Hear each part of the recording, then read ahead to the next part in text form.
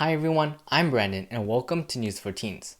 I believe climate change is an important issue to be aware of, and hopefully you've seen my videos on coal and climate change and blue carbon and climate change.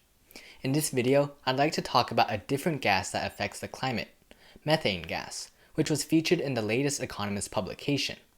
I'll also cover how methane gas differs from carbon dioxide, key sources of methane, and ways to reduce methane emissions. By now, we've all heard that carbon dioxide is warming the planet, but it's not the only gas. Methane, which is sometimes called carbon dioxide on steroids, is responsible for 23% of the rise in temperatures since pre-industrial times, and 40% of the warming since the Industrial Revolution.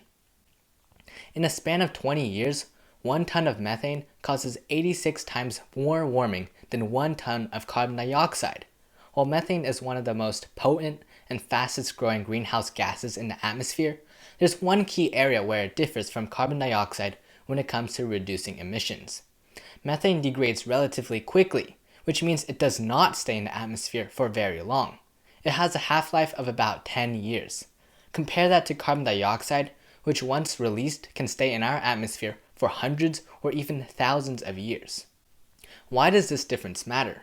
Because methane degrades quickly, if we can reduce our methane emissions, we'll see the impact of our actions much faster as long as we don't replace the existing methane emissions that degrade with new emissions. Remember, methane has contributed to 40% of the warming since the Industrial Revolution, so it has a big impact on climate change. The global methane budget and international collaboration found that between 550 million and 880 million tons of methane per year were emitted globally between 2008 and 2017. Over 60% of it was caused by human activity. Some of the top human-driven activities that cause the release of methane into the air include over 40% from agriculture, such as cow and sheep livestock farming and rice cultivation, 36% from fossil fuel operations, such as leaks from the natural gas supply chain, oil production sites and coal mines, and 18% from waste handling. Here's a chart showing the global distribution of methane emissions from fossil fuels, agriculture, and waste. China is likely the world's largest methane emitter. The country's increased use of fossil fuel after 2007 and its reliance on coal are likely the cause. As big energy producers and consumers, America and Russia also emit a lot of methane. The largest increases due to agricultural emissions were seen in Asia, Africa, and the Middle East. The only region to achieve a decrease in emissions was Europe, partly due to policies reducing the amount of biodegradable waste that is sent to landfills. So what are some ways to reduce these emissions?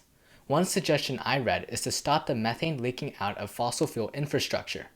Patching pipes with holes and leaky valves would stop millions of tons of methane from being emitted and also allow natural gas operators to sell more gas. This would allow methane emissions to be cut down at no net cost, because the cost of fixing the pipes is offset by the benefit of selling more gas.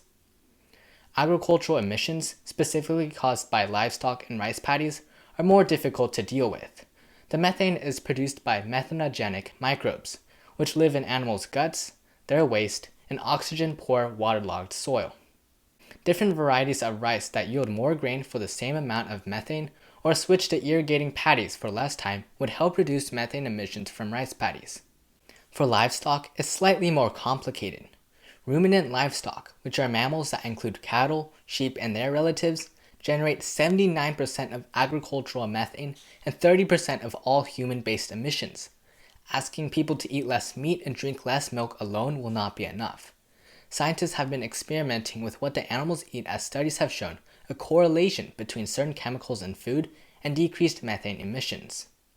Similar to how the human body reacts differently with certain foods. For example, a diet rich in certain seaweeds has been demonstrated to decrease an animal's methane emissions by as much as 80%. However, this does come at a cost, as cattle with this diet end up smaller and produce less milk. Other ideas include adding vegetable oils or synthetic chemicals to ruminants' diets to reduce gas emissions.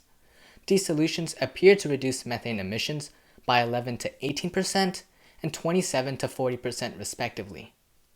One of the more out there approaches is Methane Sat. Run by a not-for-profit firm, Methane Sat plans to launch a methane detecting satellite.